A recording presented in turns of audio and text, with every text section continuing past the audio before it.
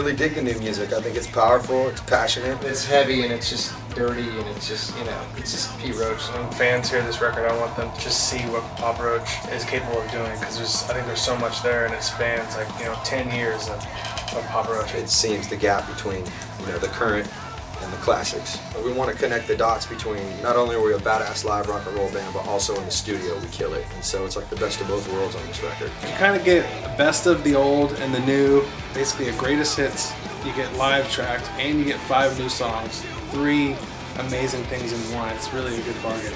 It's everything that you could possibly ask for. The essential Papa Roach. The songs are very diverse. It really takes you on a roller coaster ride of musical styles through our career, and that's what is true about Papa Roach, is that we're always going to change. Like, that's the only thing that is like constant, is evolution. Specifically with Paramore Sessions and Metamorphosis, we really tried to discover like the rock and roll band within Papa Roach. Now where do we go next? And you know, we're like, well, let's try a little bit more alternative rock. It's a new kind of alternative twist for Pete Roach, but still Pete Roach. I think working with David Bendeth kind of helped us achieve that goal. Papa Roach are here today because they work really, really hard.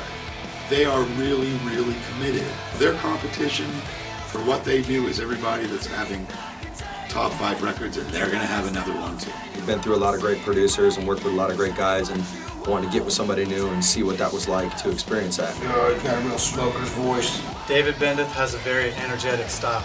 Yes. And it's good for us because we feed off that. It's like, he's in your face, foaming at the mouth, and we dig that. Passion towards not only producing, but also playing music. There's certain producers you work with that take 5 minutes out of tracking and they just talk about something that's really pertinent to life and just really important and to the music. When they leave here, they're not going to be the same band. He pushed us really hard, got some great stuff out of us. I really truly feel that, you know, we kind of met like the 5th Pete Roach member. He gets it. I knew they looked at this part of their career as like a second piece. We're not on a major label this time around, and that's different for us. We fulfilled our contract with our ex-record company, and we're off to new things. Whoa, whoa!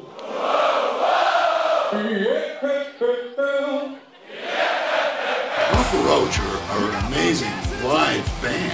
What you got to do is take a snapshot in midair.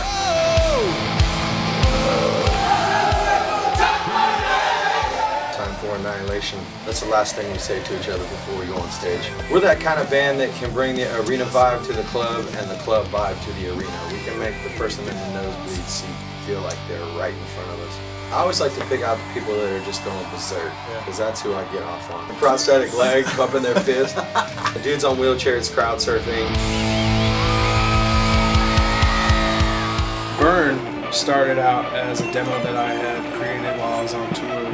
It started with this kind of violin loop thing that I ran through a distorted guitar amp. And it ended up being, you know, one of the coolest songs out of the bunch. Burn really caught all of our ears. We were like, this is different, but this is really good. I'm sure everybody out there watching this has been burned in more ways than one, so here you go. Burn, the vocal styling that Jacoby's singing is kind of unlike what he's done before.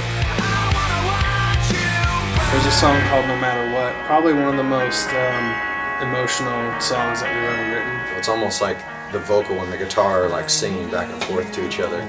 And that, I think, we've never really done anything like that. Bonnie and Clyde love story. No matter what, I got your back.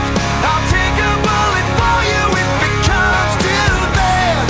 I swear to God that in the bitter end, we're gonna be the last one standing. Kicking the Teeth, that's a dancey little number. It was just one of those songs that I heard it and it was just, that was it.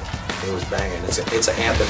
What doesn't kill me only. You know, what doesn't kill you makes you stronger. That's the message to the fans, and that's really what we live and die by in this rock and roll band. I think it's going to get people dancing and having a good time, and the fans are really going to enjoy it. It's good. It's great. Good is the enemy of great. And for me, that's like, you know, we didn't want to settle for good on this record. We wanted to go great. I still think that we've got a lot to learn and a lot more to prove as a rock and roll band. So we have not reached that point in our career of being content. You know, once we even record a record, it's like, what's next? we're always thinking about what's next. Can't get enough.